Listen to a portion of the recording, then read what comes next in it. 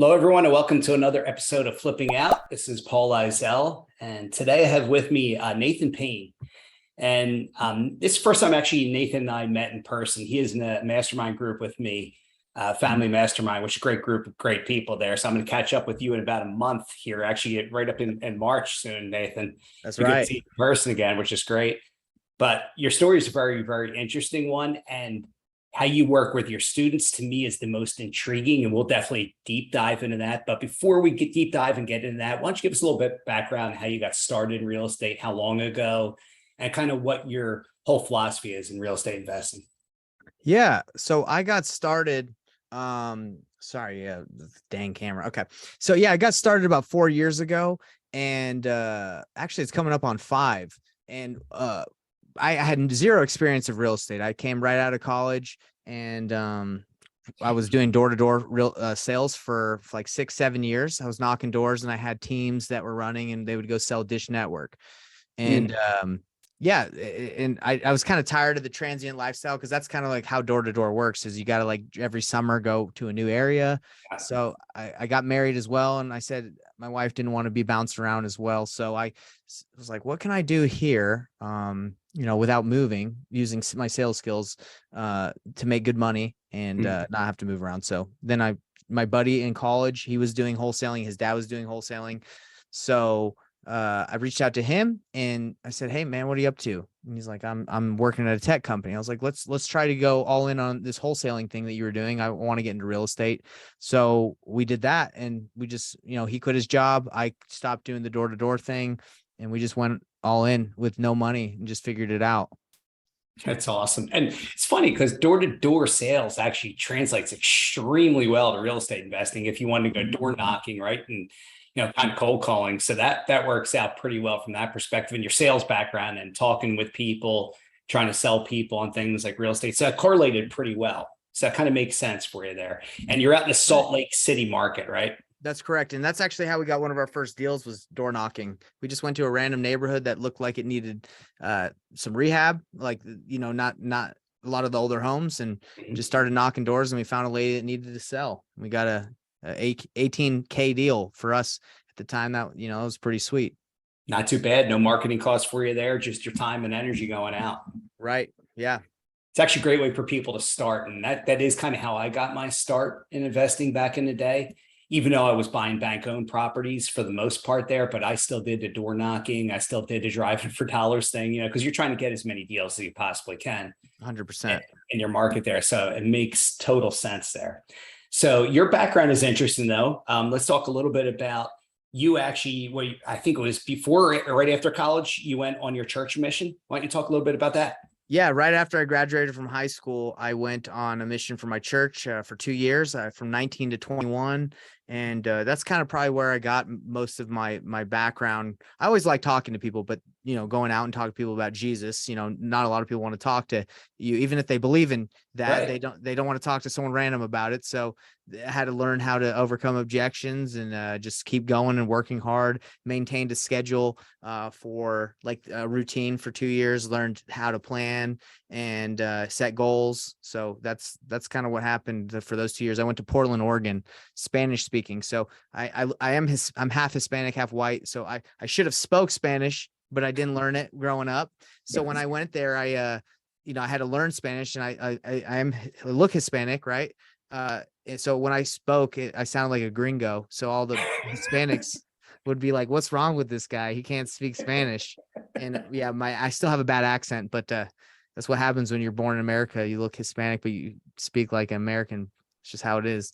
Speak fluent English. Yeah, a good friend of mine. He's Indian. He was actually born in Kenya, but when he was very young, came over here and moved to Chicago. He has no accent. You would never know, he's from there, and he couldn't speak with an Indian accent if he wanted to. Couldn't do it if he wanted to. Just like you. So that makes total sense. And that, so that kind of you giving your time and energy to the church kind of again correlates in your coaching program, right? With how you give your time and energy and teach students about real estate investing, right? Let's talk a little bit about that, because you are very hands-on, so much hands-on that you're actually helping them with the calls or even taking calls for them and making them. Why don't you talk a little bit about that? This is something people will really be intrigued by. Yeah, this is really interesting, because I don't know why I can't shake it. I don't know if it's something you even need to shake, but that was, I want to lead from the front, even as a coach, right? Like, for example, when I did door-to-door sales, there's a lot of managers that would just send their teams out and they would just tell them where to go and they would manage them. Right. But like,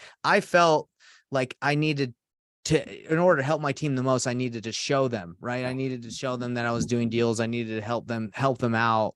And that's just how I am. I don't, and I know in order to scale, you really can't do that. You can't really be that involved. But for me, it's not so much about scaling to a place where I can just not do anything or go move on. I enjoy it. Right. So like, for example, if one of my students, Henry, has a lead that he's brand new, he doesn't know how to talk to this, the seller, but give it to me. I know how to do wholesaling. I know how to do creative innovations, any extra strategy I know how to do. And I don't mind helping him out. And it's a win-win for everybody.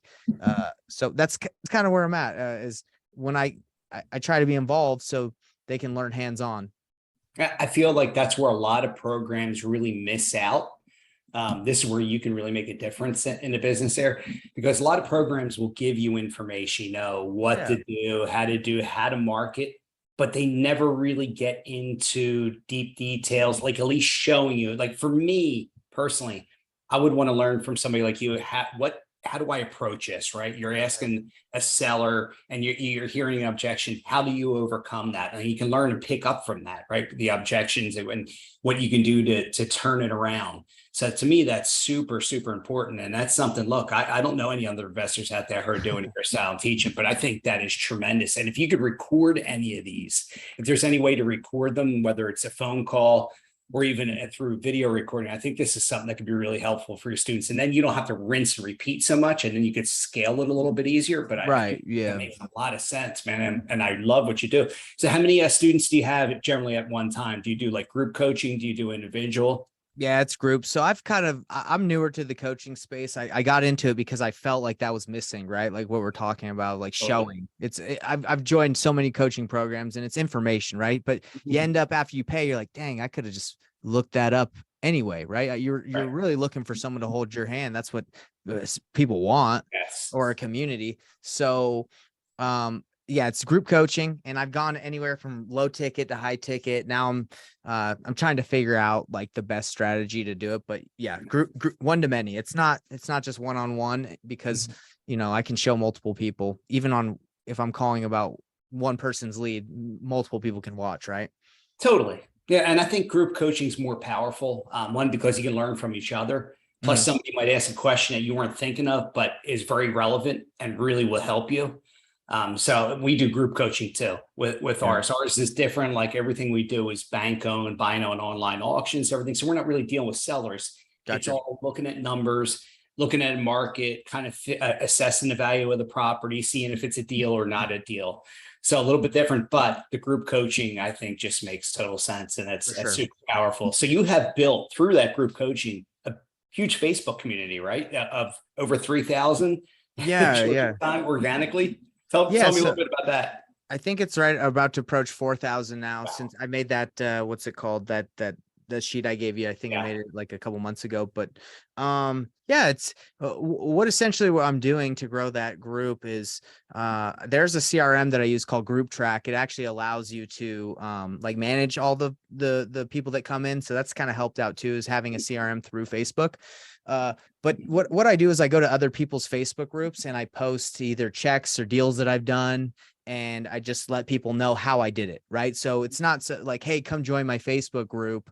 And I'll show you. It's more of like, hey, this is what I'm doing. This is what's working. Here's value. Hope it helps you out. And then how I have it set up is if people click on my profile, my cover photo says, hey, come join my Facebook group. And then it gives the link. So really what I'm trying to do is just be out there, be active. And then if people are interested, they come to my profile, they see, hey, head on over. So that's really, I think, what's been the ultimate growth is providing value in other groups and just, talking and being active. I also help out with other coaching, like Brent Daniels, Jerry Norton. I help out with their students. I think people are just seeing my stuff and going. right? Oh, absolutely. Yeah. But that organic growth model you got there is tremendously powerful because there's a lot of people that pay for a lot of advertising and most of it doesn't pan out because you're really not hitting the right audience. So what you're Right. doing is you're kind of going in, you're targeting certain audiences. Makes total sense, right? People that are interested in learning how to wholesale, maybe learning something different, maybe want to learn about novations, which you could teach them a bit about too. Right. So great way to do that. This was something that I haven't even thought about or looked into doing myself here, but it might make sense for us to do that on our try to grow our Facebook group as well. Yeah, yeah. When I first got into coaching, I ran into a guy who runs pretty much his whole business out of his Facebook group. So I learned from him, and he kind of gave me a good idea. He gave me the CRM to use, and yeah, that's where we get most of our people is from our Facebook group that are interested, and then we point them on a phone call or try to get them chat with them there. Yeah, great model. And like I said, you're kind of similar to us too with different tiers, different pricing, different levels of the coaching. And that's something that's like really difficult to figure out what is the best tier, what gives students the most bang for the buck, what makes the most sense. Because from my perspective, like I don't want people to waste money. So I don't want people to go into, and our high-end program is not expensive. It's only, I think, $5,500 for a high-end program. So it's not that expensive. But for people that don't use it, it really bothers me to the point where I'll reach out and email them, text them, find out what are you doing, what's going on. Or like sometimes things happen in their life, family changes, they get divorced or something, they're going through something bad, job change, whatever. Things go on, but I hate people wasting money. We got a lower ticket item, which works well, and it gets them into our online group that we use through the Mighty Networks, which works really well. But man, it's been a struggle to try to figure out what exactly is the best. And you're newer, like we're newer. We've only been doing the coaching since like 2017, and everything's been organic. We've never spent money on marketing except for test. We did some testing and stuff like that. But I think the organic growth has been the best. Podcasts, like doing a podcast like this, going on other people's podcasts, talking to people, having our YouTube channel, giving out information there and that kind of stuff. But your Facebook group does the exact same thing. Yeah, I have a YouTube channel as well.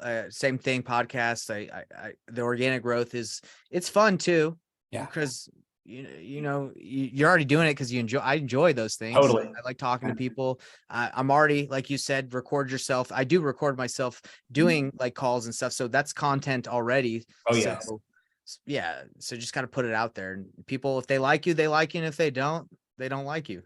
They don't want to work with you.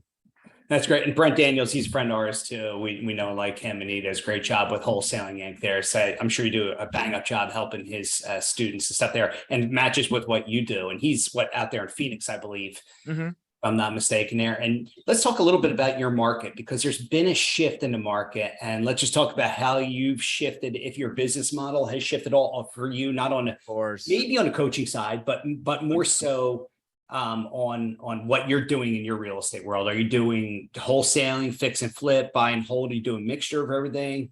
Tell me what you guys do. Yeah, I made a big pivot in my business. So at the beginning of last year, as you know, the market was still hot, right? So beginning of last year, I that's when I started coaching, was the beginning of last year, actually. So I had a business partner, and I said, hey man, I really want to grow this coaching business. The wholesaling business is doing well. How about you just run that and I'll start this coaching business, right? I'll start Investor Thrive. And he said, okay. So he started running it, and I was completely like focused on building out the Facebook group and Investor Thrive and all that stuff.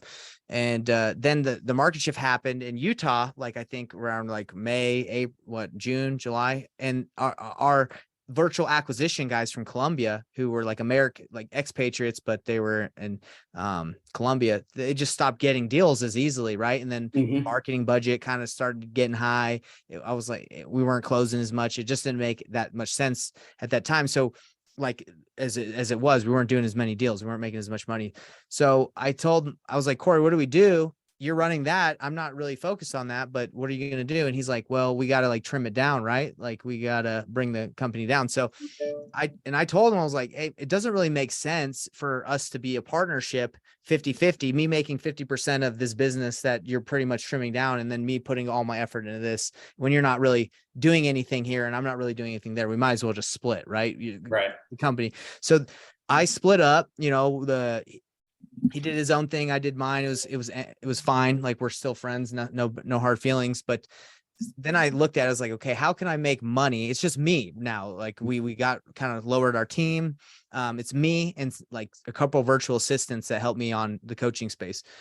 And then I was like, well, the fastest way for me to get a deal by myself is to what some people call is reverse wholesaling. I call it painless wholesaling because my last name is Payne and it's easy.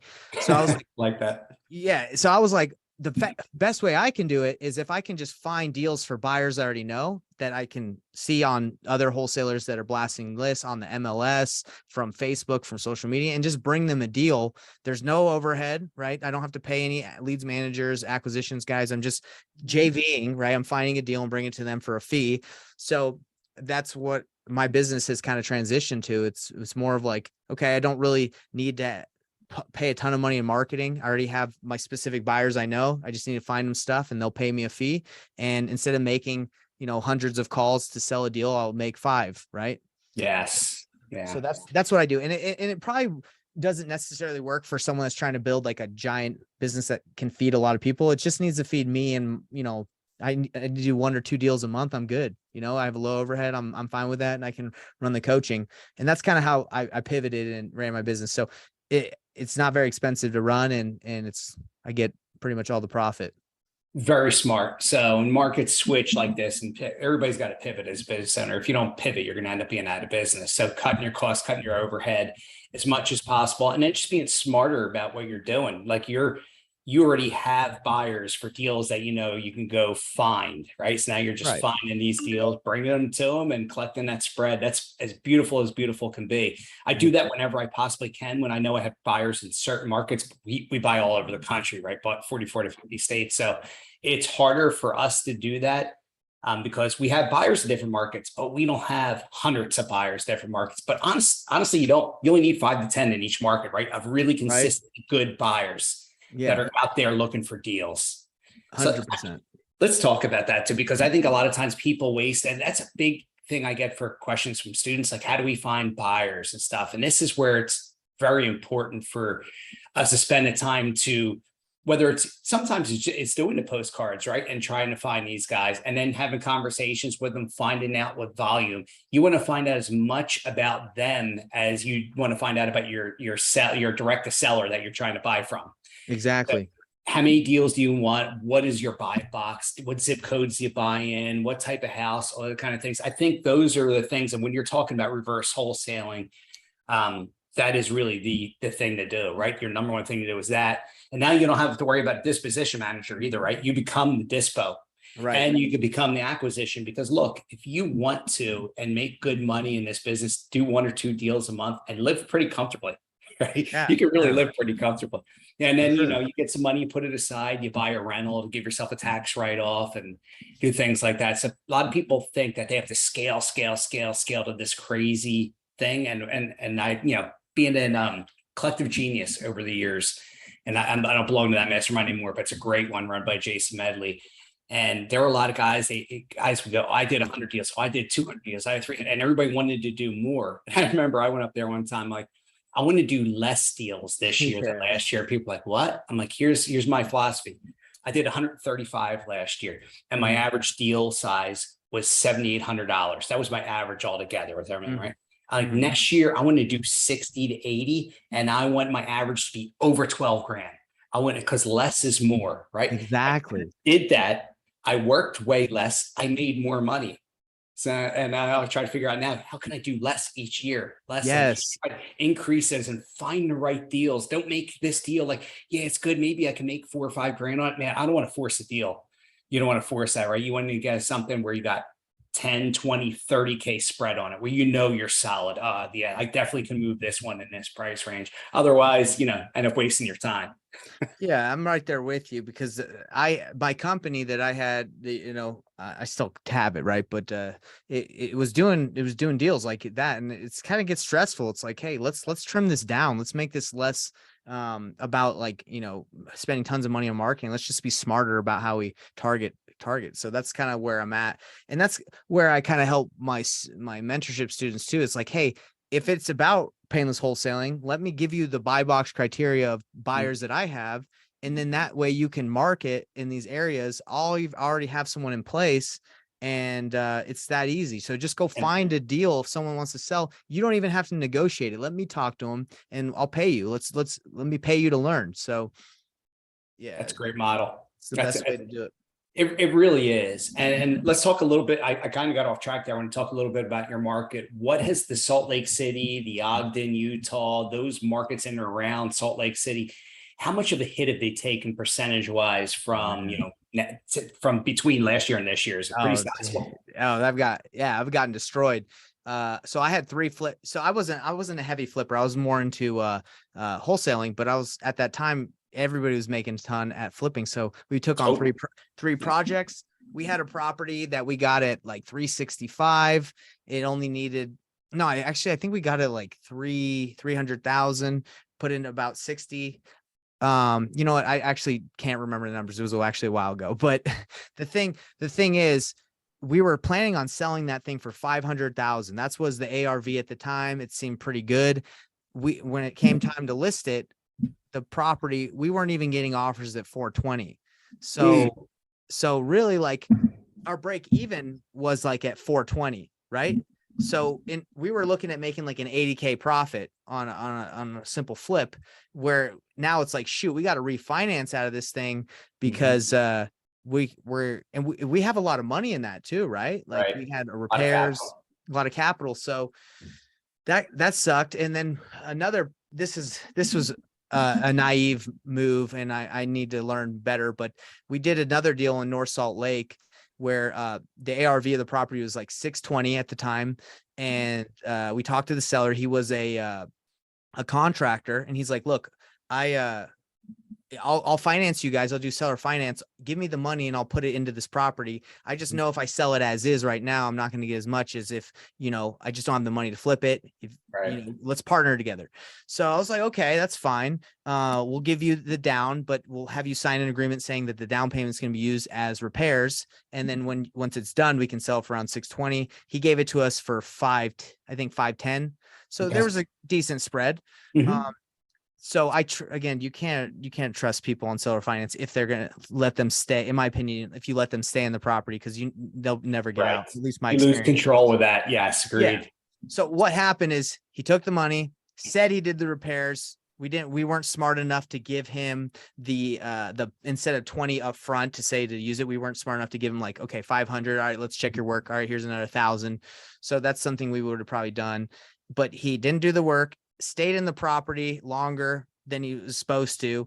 The market changed. So that property at 620, now ARV was like 550, but he didn't fix it up. So really it was like 490. So we're upside down, and we're in a battle right now with the guy won't move out. And now we have to evict him. And we were stupid again. The balloon, we thought because the market was hot, the balloon, we did like 6 or 7 months because we're like, oh yeah, you can fix it. We'll be able to sell it quickly. Yeah. Guy didn't get out. Balloon expired. Going up higher. Yeah.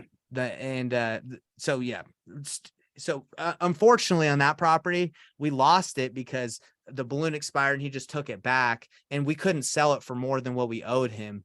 So it's we got screwed because he didn't do what he said. If he would have finished the rehab on time and moved out, it would have been fine, but it would have been good. And then the market shifted, everything. You had like the perfect storm of bad events happening on that particular deal, and that happens. And your market, Utah, that Salt Lake market for several years was the number 1 or 2 or 3 hottest market in the country. 100%. That Boise, Idaho, and really you guys end up overtaking Boise, Idaho. Boise, Idaho was a shorter stint. You guys were really driving it for a long time. And I remember I tried to do deals in that market. I couldn't find anything. I'm getting outbid by everybody by a ridiculous amount. When that starts happening, I stay away from those markets because I got a little bit of fear in them, right? I don't want to overpay for a property. And you never know what can happen. And of course, a shift did happen. So the price is corrected, I guess, like on that one example, about 20%, take it from 500,000 to 420. That's a big, big change. Now things can shift back. Let's say rates creep back down. They were creeping down. They creep back up this past week. See if they creep back down over the next couple of months, like a lot of people are anticipating. if they do creep back down, then maybe those values come up a little bit, right? Maybe you have Right. a few more buyers that can afford it, and it helps out there. But we just don't know what's going on in this market. It's a strange market. Yeah, and I would have never expected because, again, they're like, oh, Utah's the strong. It's, Yes. it's got a lot of people moving here, a lot of good labor, good economy. But yeah, we got wrecked, and yeah, it's unfortunate, but I understand that's just you gotta roll with the punches. It's bound to happen, and you just gotta be more prepared. And it's good learning experience, right? Like, Totally. Look, this is how we learn. I mean, I got wrecked in the 2008 financial crisis when that happened. Like you were talking about flips. I was doing had about 5 or 8 flips going on at that particular point, 5 at like one time, but like 8 in different processes going along, some sitting on a market. And I went from having one of these properties under contract for 315,000, where I was going to make like 45K on it. mm-hmm. And it was under contract, and they lost their job. One of them lost their jobs. That came out, put it back on. It sat for like 7 months, and I had to sell it for 255. And up having like a 60. Not on this one. I had a $45,000 loss on this one, a $65,000 loss on another one. 15 here, 20 there, 10 there. It's like, oh my God, those are scars built in you, right? So then I pivoted, shifted to wholesaling. Yep. Yeah. So you learn and you pivot and you shift, and you're pivoting, you're doing it, and you're making it work. Look, you'll survive this. It's just a minor little blip in the radar. It just teaches, these are little scars that we get to teach us how to go from, all right, now this isn't working, let's go to this. I'll continue with education. We'll just teach our students to be a little more conservative depending on what market they're in, right? Getting back to your students again, do you teach it? Are they in markets all over the country? I'm guessing. Yeah. I'll be real. Teaching has been a roller coaster ride for me because I know what they need to do and I'm trying to hold them accountable. But it's hard. These guys lose their steam. It almost seems right after they pay. I know. I'm telling you, it's like it's a 90% fail rate in this business. I think it's 90 or 92% real estate, but a lot of it is because of inaction that I attribute it to, right? Inaction. And that's why it's so much like. I'm like you, right? Like you were saying, you want to do everything, you're calling, you're texting. And that's why I've kind of taken this model, which again is not as scalable, but it's like, hey, let's get on that phone together. Yes. Let me push you. Let me help you ride that bike. Yes. And yeah, that's kind of where I'm at. But yeah, man, about the coaching. Yeah, I can't remember what the question is, but all I know is it is about action, and that's all it's about. Because I don't know if I told you this, but I'm doing a 30-day challenge on batch leads, where at the beginning of the month, it's not even 30 days in the month, right? But at the beginning of this month, I said, all right, guys, you're all saying that you can't do it or it's too hard. I'm going to go to a brand new area with no buyers and no money. I'm going to go get a deal. And I'm going to do it part-time because I'm only doing it on these lives. Right. So I went to Atlanta. That wasn't currently doing deals. I didn't spend any money. I started calling for sell by owners, JVing, looking for deals on the MLS. And so far I've gotten through like my challenge, I've gotten 2 deals under contract in these last, technically I've been working 15 days. No, it's actually 16 today, but 2 deals under contract, one that I should have just locked her up. But I said, I'll send you the contract. You read through it. Usually I read it through with them and not make them, but say, hey, let's sign or not, don't give me But I kind of was lazy on that one. So I would say, I'm not going to be that guy. It's like, I would have had 3. I have 2. And yeah, so it's like, guys, this has nothing to do with, I guess skill level does have something to do with, because I know how to negotiate, but you just got to call. I'm calling for sale by owners and MLS deals. Yeah, no, it's just massive action, like you said before. And that's how I try to tell students what's the difference between students who are successful and ones who aren't. It's just they take massive action. It's simple as that. All right, here's my information, here's my playbook, and now I'm going to go take action with it. I'm going to go online. I'm going to go on Zillow for sale by owners, and I'm going to see what I can find there. Right, I'm going to go on Craigslist and see if I can find anything. I'm going to go on Facebook and see if I can find anybody selling on Facebook Marketplace, whatever. And you'll find there's so many things. I was just on Zillow comping a property in Brighton, Colorado earlier this week. And while I'm comping a property, because I don't just look at solds, I also look at actives because I want to see how the market's trending. Of course. Like, is the market going down or is the market going up?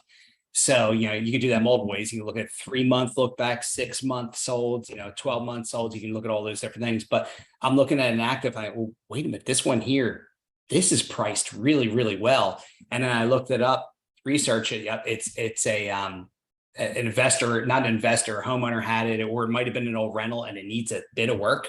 But man, it's a deal. It is definitely a deal. So Harry, I just comped a property and I found a deal. Yeah, there's deals on the MLS, and that's the crazy thing too. It's like if you keep your eyes peeled, like on your email, if you're looking on Facebook, even Craigslist, like random places. I have a buyer who he told me he got a deal off of eBay once. Oh yeah, I used to buy and sell properties on eBay. Well, there you go. So yeah, it's not so much of a thing anymore. And again, because people got away with it, but when eBay was trendy, and this is going back, God, I started in 2001 in this business, but I would say about 2007 to 2014, 15 time frame, you could buy and sell on eBay. And you find some deals there, you could sell deals there. I sold deals with owner financing on eBay, one in Jacksonville, Florida. I'm still in touch with that guy, even though he's long since paid it off. And hopefully he will refer people to me. And that's at least what you try to build these relationships for. But anyway, it changed, it pivoted, it got away from that. The online auctions, which we're on, became much more heavily used and mainstream, and people would just either list on Zillow, or I don't know, you probably are newer and don't remember this. Before, maybe you do, Postlets. Do you remember Postlets, where you used to list properties on? So Zillow bought them. Postlets was great. You can market and sell your property. It was one of the great disposition methods out there for investors. You could put all your pictures up there, market it, boom, sell it. And then Zillow took it. And then you had to go through Zillow, and Zillow makes you jump through hoops to do those same things, which is kind of sucks. But we used to use that. You used to use Craigslist. And look, there's deals there. A lot of times on Craigslist, if you really wanted to, you could just focus and go from market to market to market and call the for rents and talk to the landlords and buy deals that way, and buy them like they're sick of it, right? They want to be done with it. I know you guys are. Yeah, no. So that kind of where I'm at in my mindset of working with students is, look, most of the students, they're probably not there yet to negotiate or feel confident. So where I'm thinking of, like, where I can work with these students, or anyone is just say, look, just go find a deal, go talk to someone, see someone that wants to sell, just has any sort of motivation, and bring me the deal, and I'll lock it up for you and we'll work together. Because that's when you give a new student like kind of the whole piece of the pie, like the whole pie or whatever, they might feel overwhelmed. But I'm trying to be like, hey, just look, that's all you got to do. Make some calls. Look, I got your back. So I think I'm starting it out. I'm trying it out, and we'll see. But I think it's a powerful model that can work really, really well. Again, you and I talked about this, how many people would pay and then just be gone. But now if you're just telling them, hey, do this part, find this deal, get it to me, and then I'll close it. Like, we'll get on, maybe we could jump on a call together and I'll talk to them and we'll close it up. They'll learn so much from that. They'll get a little more confident on what to say, what to do, and how to react to sellers. And that's just going to help more and more people. That really should help reduce that failure rate in this business. I think that's a big piece that's been missing in the educational business here in real estate investing. So keep going with it, because I think you got something there. I really do think I'll let you know how it goes. And I know why a lot of people don't do it. It's time consuming. That's it. I get it. So.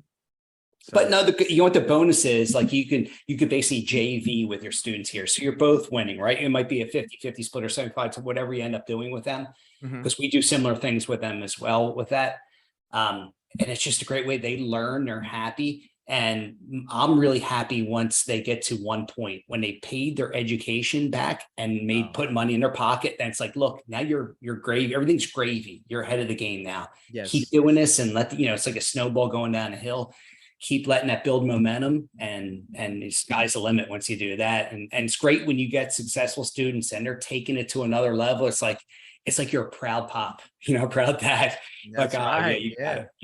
For sure. There's nothing we're happier about as people that teach in this business than having successful students. Nothing we're happier about than that. I can tell you that. Yeah, I don't care if they make money. I'm way more happy they made money than I made money.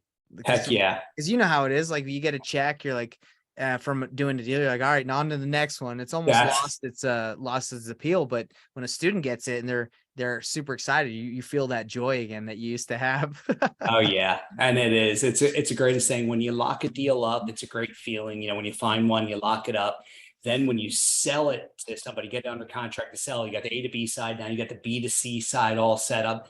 That's super fun too. But the best part is when you get the check in your hand, right? Or the wire in your account. Yes, yes. That's a good feeling for sure. It is the greatest feeling. And then you just build on it and keep on going on that. So now quick question for you. It's kind of like an off the cuff question. Are there any books, and I ask a lot of people this question, any books particular for real estate investing or business that you've read that you've really, really liked? And I ask this as much for me as the audience too, because there's different books that I haven't read out there that end up being pretty good that people refer to me. Yeah, for me, one book that's really helped change me is the Slight Edge. I don't know if you've ever heard of that. I haven't heard of that one, no. The Slight Edge is really good. It just talks about taking small and simple actions that make the big impact. So the guy goes over in the book just like all the little things that you can do to make a big impact that you might not think that are important. So that's kind of been my goal in my journey in my business is like, okay, let's stay consistent, right? Let's at least stay consistent doing the small stuff. So it's been interesting because in my journey, I would like, we're talking 4,000, right? Like that's for me. In the beginning, like I was at 100 maybe a month, and then it started growing. So it's a testament to that works. But my mindset is also like, hey, I'm still not there, right? We've got to stay consistent. So it does work, but that's one of the books that's really helped me out. That's awesome. And I like that idea. It's the little things, right? Because when you go to these mastermind events and people are giving information, you could write down 30 pieces of information and then you try to go put them all in action. You can't, but best thing to do is take like the 3 biggest things that you can implement quick and easy that match your business and run with it. That book sounds like it's got a lot of that kind of stuff. The little things you can do to just improve it and get better. I'm gonna have to pick that one up. It is extremely hard to do though, because you leave that mastermind. You're like, let me implement everything. Yes, and that ends up being a disaster. You try that, let me tell you. Because we all, as entrepreneurs, we get shiny object syndrome. Oh, this looks great, that looks great, and we're all, wait a minute, hang on, focus on what's working for you right now, and how can you do that a little bit better to bring in business easier, right? That's really the best thing we can possibly do. And if something matches, great. If it doesn't match and you got to go too far to the left or to the right to make it work, it's not worth it for you, right? Keep it simple. Stupid is the greatest theory in life, and stick with that, and you're far better off. That is for sure. That's true. So awesome. And so investorthrive.com is your mastermind, right? That's where people can reach out to you and find out more and learn about. Look, to me, this is great because if you want to have your hand held while learning to invest in real estate, and you deal with a lot of first-time students, right? In other words, new to the business. So if you're new, and it can seem overwhelming, having somebody like Nathan really hold your hand and guide you through it and show you the steps along the way is going to be a humongous help. And you need that. You definitely need that. It's super important out there. Plus the community that you have there, right? Where people can bounce questions off each other. Yeah. And it's the true, I've evolved as a coach too, because at first I didn't want to hold hands, right? I don't think anybody really does because it takes your time, but I'm like, come to a point where I'm like, look, I'm tired of nobody taking action. Maybe even holding their hands won't even help, right? They're going to stop answering my calls. Maybe some are going to avoid me, but that's where I'm at. It's like, hey, let's freaking go. I'm doing it. I did a 30-day challenge to show you that it's possible. Let's go. Yeah. So that's awesome. And just showing them the action, and action is what does it. When a leader's doing it and leading by example, then people will follow in. You look at it like a great quarterback, like Tom Brady. People will follow him, right? And whatever he says, they're going to try to follow and do because he's already been there, done that, had the experience. And when you see him leading and doing it, in other words, being the first guy there, working out in the gym, whatever he's doing to lead, that's super important. So kudos to you for doing that, because you're leading the way for them, showing them how to do it, not just telling them how to do it, which is what so many other programs out there do. So. Right. Yeah, it's easy. It's easy to tell. It's easy to tell someone to do, right? The information's readily available. Yep, absolutely. It's out there. If you want to learn this and do this on your own, you can do it. It will be a longer learning curve, but you can definitely do it, and it will cost you more in the long run. Oh, yes, right? 100%. It's going to cost you a lot more. I tried figuring it out myself, like I told you in the beginning. Spent a lot of money. Me too. And then I've invested in so many different programs out there, and you have, I'm sure, as well too. And guess what? All of those have helped me in one way or another. If I implement one thing, here's my objective when I buy a lot of different programs out there. If I want to just implement one thing that pays for that program, like one deal could pay for that program, and then now it's a part of it. Now I'm growing more and more revenue because of that. And there's been so many good things that I've gotten, whether it's lease options that I used to do a lot of back in the day. I've gotten away from that, but paid for that program how many times over, right? Yeah, and more, right. and lease options might come back in style, we'll say. It might come back in vogue, we'll say, as the market shifts. Yeah, it's true. Like the rent to own model. But Nathan, I really appreciate your time. I'm really looking forward to hanging out with you at Family Mastermind here in Tampa in about 3 weeks, I believe. 3 or 4 weeks we're going to be there. I know it's coming up pretty quick, huh? It is coming up quick. By the way, do you play pickleball at all? I do. Let's play. All right, bring your rackets. We got them there. We'll be playing. I'll have some extra because I'll be driving up. So, well, hey, save me a pair. All right, save me absolutely, I will. I'll bring a paddle there for you. We'll have some of those. We'll be set up. It'll be a great time. But no, I appreciate your time here. A lot of great input you gave here for the audience. Again, appreciate it, and I will catch up with you soon. Sounds good. Thank you. Thanks.